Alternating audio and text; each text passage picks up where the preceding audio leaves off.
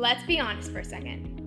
Are you reaching your performance goals? Maybe your top goal is getting into college or a university or conservatory program. Is your practice time helping you achieve that goal? Is there an elusive cadenza that's just not falling right into your fingers? Or a melisma or riff that's just so not natural for your voice? Or a sticking pattern that you have to master to make the DCI drum line? After practicing day after day and things don't come together, do you begin to hear that little negative voice in your head, and we've all had them, that say things like, well, you'll never be able to do this. Or, screw this is just too hard, there are so many other better things I could be doing. Or the one that creeps into my head, which is, there are so many other people that are so much better than me, I'm never gonna catch up, so I'm just gonna drop it. If you wanna succeed, you have to learn to deal with those negative voices. Not just as a developing musician, but really for every area of your life. Those negative voices can come from rivals or even friends and family, but it's that voice inside your head that is the most difficult to overcome. So get that negativity out of your head, because most of us are our own worst critics, and shutting down that voice allows your confidence and self-esteem and energy to flow and be powerful. We can't always make that pessimistic voice just disappear completely, but we can diminish it so it doesn't completely drive all of our actions. So here are 7 really helpful tips that I've learned for getting that negative voice out of your head. Number 1, acknowledge the thought. So rather than trying to push it out of your head, just acknowledge that it's spoken. But don't let it be the only thought in your head. You have the power to change negativity to positivity. So write down what that negative voice says, and then add the positive words, I am an overcomer. So write that all down and then read it to yourself, and then delete the negative part and read what remains, which is, I'm an overcomer. Number 2, the double standard method. So most often, we are a lot harder on ourselves than we are with other people. So the next time the negative voice pops up, try treating yourself with the same courtesy you would a good friend. Try talking to yourself the way you would that friend, because we judge ourselves so harshly, but we're so compassionate to other people. So remember, you are important enough to deserve your own compassion. Number 3, try thought stopping.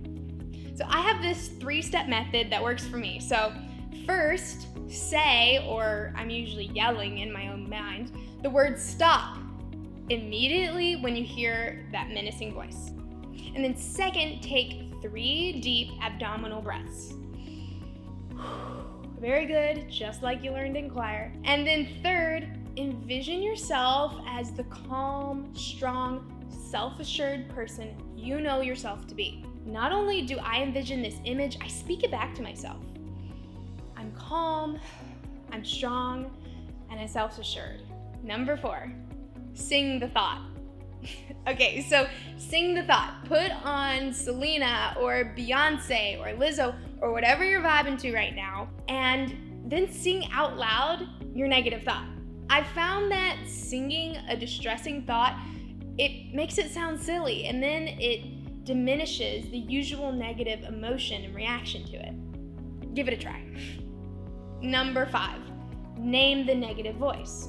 Give your negative voice a name. So I call mine Ethel, and tell her that she can only come along for the ride, but she cannot drive the car. Negative feelings like fear, worry, anxiety, self-criticism may enter your head, but they do not get to decide where you go and what you do when you get there.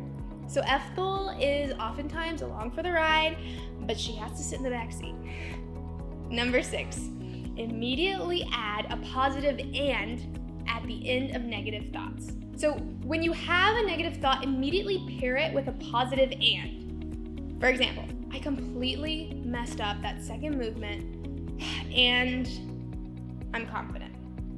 Okay, it sounds a little silly, but here's another one. Okay, I hate this school and I have the strength to figure out how to create a new path for myself and my friends in this place. So pairing a negative thought with a positive ending does these really two important things in your brain. First, it reminds us that we have control over our thinking and can shape our daily thoughts.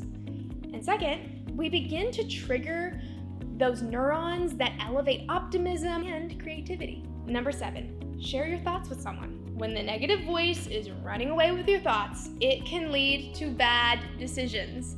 Been there. So instead, call a friend you can trust and ask to borrow their clean mind. Their suggestions might not be perfect, but when you hear another voice and other thoughts, you're introduced to new choices. So remember, we all struggle with cruel, negative voices from time to time.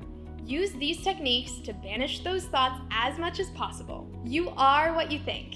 You know that you are a winner. You can master any difficult musical problem with time, practice, and steadfast persistence. You are filled with strength and determination to achieve your goals. And most importantly, remember, Ethel is in the back seat. Or just put her out of the car for now. This time of encouragement has been brought to you by scholarshipauditions.com.